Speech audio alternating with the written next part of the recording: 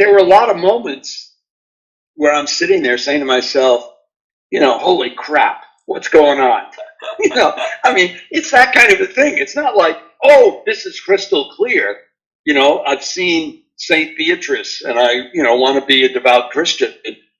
This is not a conversion moment. This is a whole set of experiences that, as you correctly point out at the time, are confusing. So I would say two of the key parts of intentional change theory. One has to do with discovering your dream, your ideal self, your deep sense of purpose, your vision, if you will. And the problem is the enemy of your vision, your dream, not goals, because goals turns out narrow you neurologically, but your dream, the enemy of the dream is not how you currently act, what I call your real self. The real enemy is the ought self. Those are the ideals that other people have given you. Oh, you should do this, like they were saying to me. You're really good at math and you're really good at physics, and that's still a relatively rare talent. You should go into the space program and do research, which I would have loved, but like I said, it didn't make sense because there was this other part of me that really enjoyed working with people. So a lot of times, not just when we're young, but in certain cultures, the process of adult change is peeling back the layers of ought self. Now, as a Vietnamese, you grow up in a culture where you are taught to love and respect your elders. True. Similar to many other Asian cultures, in particular, Chinese, Japanese, Korean. In the U.S. culture, it's quite the opposite. You're taught to be suspicious of people in authority and your elders, and coming out of the Greek culture, you were always taught to be. I was always taught, hammered away at, to be suspicious of anybody who was not Greek, because they were xenos, they were foreigners, they were insensitive and bad people. So I remember my mother telling me time and time again when I was little, you have to fight for everything in life because all of these other people will steal your ideas, they'll take your credit. I mean, and it was not good moral training, but it was good behavioral training because it gave me a lot of self-confidence. But anyway, back to your point.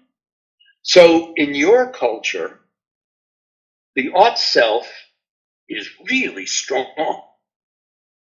I mean, if you have parents or grandparents who are telling you what kind of profession or job you should do, and you keep being interested in doing another one, there isn't much leeway.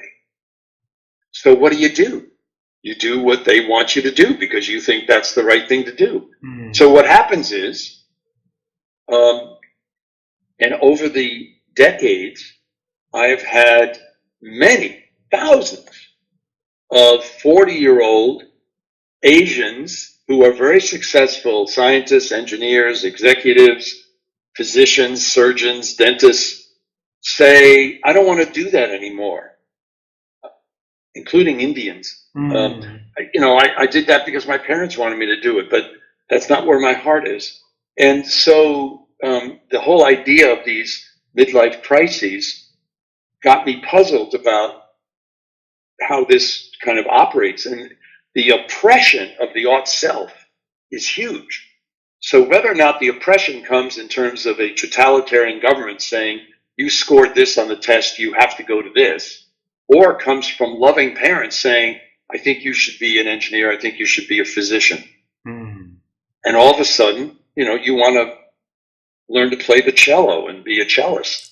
And that's, well, prior to Yo-Yo Ma, but that was seen as ridiculous. Understood. Or, so that was one thing that I learned in those number of years. And it was not like it came to me in a burst of light. It came through a whole bunch of conflict. And at that stage in my life, probably a lot. I was drinking too much, so there was and it was the late 60s and early 70s, and we were doing other substances even before it was legal in Boston. So there are a lot of these kind of stupefied moments in which you're trying to figure out, alleviate some of the pain or conflict. So part of it's that. And that became increasingly emotionally clear to me.